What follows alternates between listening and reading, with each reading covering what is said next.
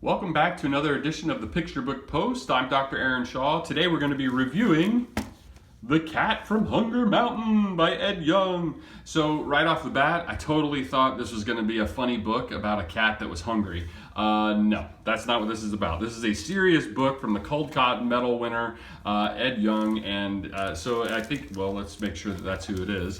Ed Yong, yes it is. From the Caldecott Medal winner, Ed Yong. And it's basically the story of a cat that has everything, and he doesn't treat everybody very well, and then he loses everything, and in the end, he gets fed by some of the same food that he was wasting, and he realizes, the value of all these things that he was taking for granted once upon a time. So the concept is not a bad concept. For me, that's an interesting idea. It's probably a 4 out of 5 stars kind of idea.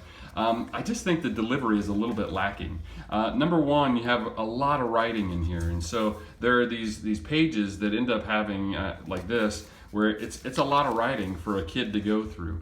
I'm much more a big fan of one sentence on each page, or maybe 2 sentences on each page. So I think that there was a lot of explanation for what was going on instead of just showing what was happening. And then in addition to that, the artwork for me was a little lackluster. I mean, it's a lot of collages, and this is an example of desolation. Again, you get to other things where you're like, I'm not even sure what that's supposed to be a picture of right there. Again, you look at this one, this is supposed to be people warming themselves, or tell them that there's a monk nearby that they can go see. And again, it's kind of hard to make out what the pictures are even of sometimes. So for me, the artwork here is maybe a 2 out of 5 stars.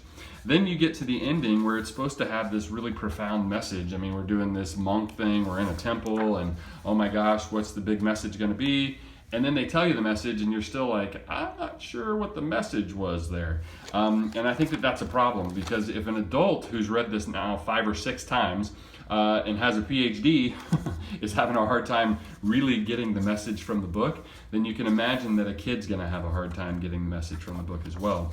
If you go back and you read the dedication, you could kind of figure it out. Oh, this is about deprivation, and how that deprivation of Lord Cat actually led him to understand humanity and what the real life's riches are.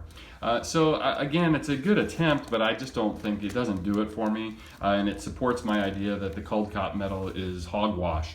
They do so many like philosophical, kind of deep, long-winded picture books that I don't think they're nearly as approachable to kids as they are to philosophical, deep, long-winded adults. So I like my picture books to be more like picture books instead. So anyway, that's my rant. All in all, I would say The Cat from Hunger Mountain is an okay picture book, nothing to write home about. Certainly you'll be doing a lot of explaining if you try to read this to some kids. So that being said, I give The Cat from Hunger Mountain maybe a 3 out of 5 stars. And anyway, that's all she wrote. Thanks for listening to the Picture Book Post, and we'll catch you next time on the show.